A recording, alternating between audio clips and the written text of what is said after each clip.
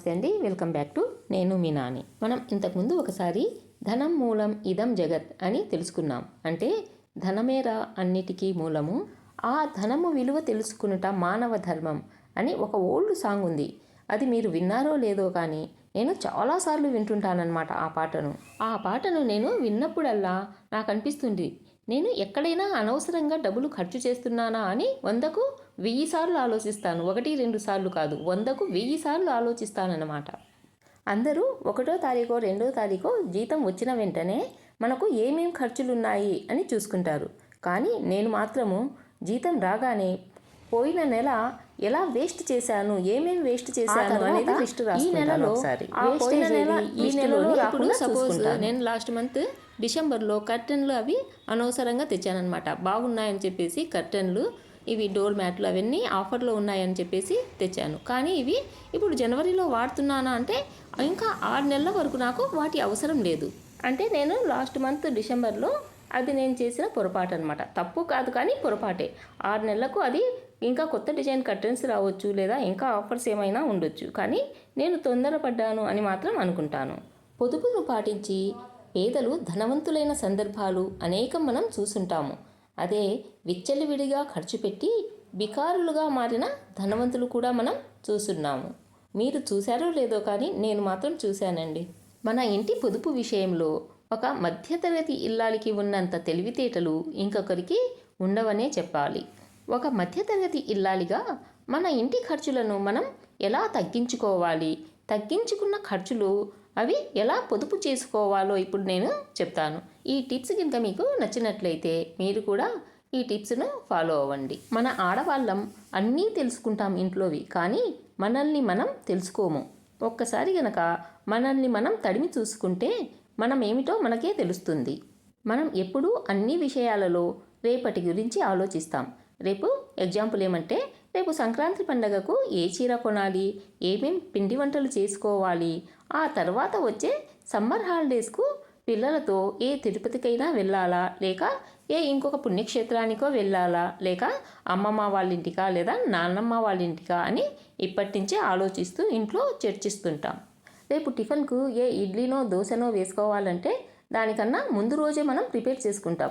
అంత చిన్న విషయానికి ముందు చూపుగా ఆలోచించే మనం డబ్బు విషయం వచ్చేసరికి అది మన బాధ్యత కాదు అన్నట్లుగా వ్యవహరిస్తూ ఉంటాం. కొంతమంది ఆడవాళ్ళు ఏమని అనుకుంటారు అంటే, సంపాదించేది భర్తే కదా, ఆయనే అన్నీ చూసుకుంటాడులే అని అన్నీ మగవాళ్ళ మీదే వదిలేస్తూ ఉంటారు. ఇది మాత్రం తప్పులలో కల్లా పెద్ద తప్పండి. ఆడవారి నోటిలో మాట దాగదు అన్నది ఎంత నిజమో, డబ్బు విషయంలో మగవాళ్ళు భార్యల దగ్గర చాలా విషయాలు దాస్తుంటారు అన్నది కూడా అంతే నిజం. అందుకని ఆడవాళ్ళు జాగ్రత్తగా మగవాళ్లను గమనిస్తూ ఎప్పటికప్పుడు హెచ్చరిస్తూ ఉండాలి. మన డబ్బును మనం సేవింగ్ చేసుకుంటే అవి మనకే ఉంటాయి. నీ దగ్గర అంటే మన దగ్గర డబ్బులు ఉంటేనే వేరే వారు మనకు గౌరవం ఇస్తారు. గౌరవమే కాదు, అడిగి మరీ అప్పు ఇస్తారు. ఎందుకంటే మన దగ్గర డబ్బు ఉంది కాబట్టి, వాళ్ళ డబ్బులకు వడ్డీ కట్టే స్తోమత, అప్పు తీర్చే స్తోమత ఉంది కాబట్టే వారు మనకు డబ్బులైనా గౌరవమైనా ఇస్తారు. ఎదుటివారికి నీ దగ్గర డబ్బులు లేవు అని తెలిసినప్పుడు మొహం చాటేస్తారు. పొరపాటున కూడా నీ ఉన్న చోటికి వాళ్ళు రాను కూడా రారు. మధ్యతరగతి ఇల్లాలిగా ఇంటి ఖర్చులను కొంచెం పద్ధతిగా ప్లాన్ చేసుకుంటే మనం కొద్ది మొత్తాన్ని అయినా కానీ పొదుపు చేసుకోవచ్చు. ఉన్నప్పుడు పడేసుకుంటే లేనప్పుడు రమ్మన్నా రావు కదా. ఉన్నప్పుడే కొంచెం జాగ్రత్తగా ఉంటే లేనప్పుడు వాడుకోవచ్చు. అందుకని ముందుగానే కొంచెం పొదుపుగా ఉండటం అలవాటు చేసుకోవాలి. నెలకు వచ్చే ఆదాయానికి అనుగుణంగా ఖర్చులను ప్లాన్ చేసుకోవాలి. ఏది అవసరం ఏది అనవసరమో మనం తెలుసుకుంటే ఈజీగా మనం ప్లాన్ చేసుకోవచ్చు. మీకు స్కూల్కు వెళ్ళే పిల్లలు ఉంటే గనక మీరు ఇంకా కొంచెం ఎక్కువ పొదుపు చేయాల్సి ఉంటుంది.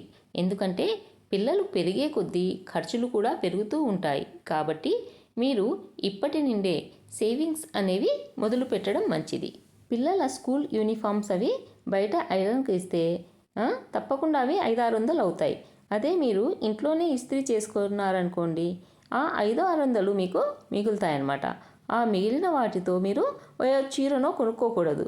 వాటిని ఆర్డీ రూపంలోనో లేదా బ్యాంకులోనో దేంట్లోనో ఒక చోట దాచిపెడుతూ ఉండాలి.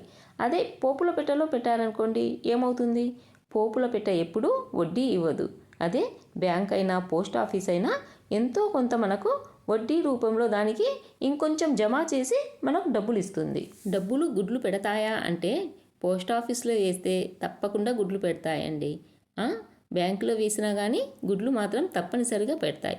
అంటే ఆ డబ్బును ఇంకా మనకు ఎక్కువ చేసి మనకు రిటర్న్స్గా ఇస్తాయన్నమాట. అదే మనం ఇంట్లో దాచామనుకోండి, ఏ ప్లాస్టిక్ సామాను లేదా ఏ చీరను లేదో ఇంకొక అవసరానికో మనకు గబక్కిన ఆ ఇంట్లో ఉన్న డబ్బులే గుర్తొస్తాయి, కానీ ఇంకా మనం వేరే ఆలోచన అనేది చేయము.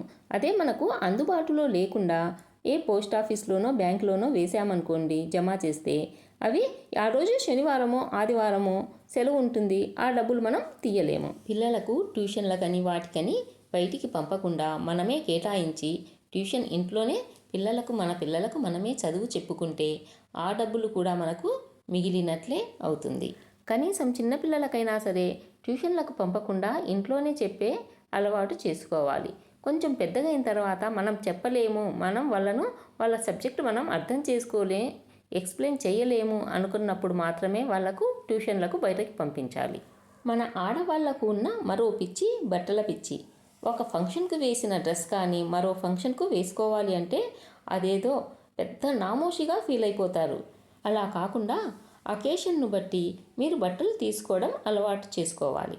అలా అలవాటు చేసుకుంటే మనకు డబ్బు ఆదా అవుతుంది.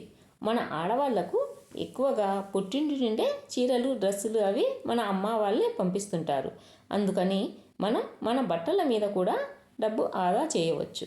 ముఖ్యంగా హౌస్ వైఫ్గా ఉన్నవారు ఇంట్లో ఉండి బయటకి ఎక్కడికి వెళ్ళలేకపోవడం వల్ల షాపింగ్ అనేది అలవాటు చేసుకుంటారు. ఇది చాలామంది మహిళలకు ఉన్న అలవాటే. కొంచెం కష్టం అనిపించినా సరే ఈ అలవాట్లను తగ్గించుకుంటారో లేక పూర్తిగా మానేస్తారో మీ ఇష్టం. కానీ బోర్ కొట్టినప్పుడల్లా షాపింగ్ మాత్రం చేయొద్దు. చాలామంది ఆడవాళ్ళు ఇళ్ళ దగ్గరికి వచ్చిన స్టీల్ సామాన్లని ప్లాస్టిక్ సామాన్లని చూసి కొంటూ ఉంటారు. ఒకటి కలర్ బాగుందని, ఇంకొకటి డిజైన్ బాగుందని అలా కంటికి కనిపించినవి నచ్చిన వల్ల కొనేస్తూ ఉంటారు. అలా కాకుండా ఇంటికి అవసరమైనవి మాత్రమే ఒక లిస్ట్ తయారు చేసుకొని 1 నెల తర్వాత దానిని కొనడానికి ప్లాన్ చేయండి. ఎందుకంటే 10 రోజుల తర్వాత మీకు ఆ వస్తువే అవసరం లేకపోవచ్చు, లేదా దానికన్నా మంచిది కొనాలనే ఆలోచన రావచ్చు.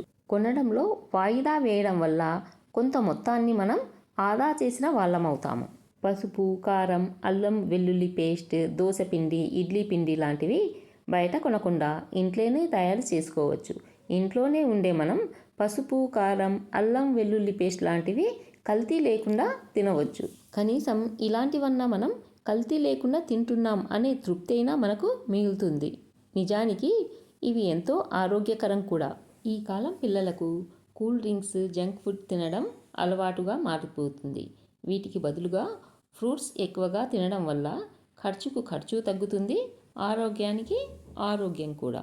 ఆ జంక్ ఫుడ్ తినడం వల్ల కడుపు నిండుతుందా అంటే అలాగా కడుపు నిండదు పిల్లలకు. అందుకని ఫ్రూట్స్ తినడం అలవాటు చేయాలి. ఇంకా పెద్దవాళ్ళ విషయానికి వస్తే ఆన్లైన్లో డిస్కౌంట్లు, ఆఫర్లు ఉన్నాయని ఏవి పడితే అవి కొనకుండా ఇంటికి అవసరమైన వాటిని మాత్రమే కొనడం వల్ల డబ్బు ఆదా చేసిన వాళ్ళు అవుతాం.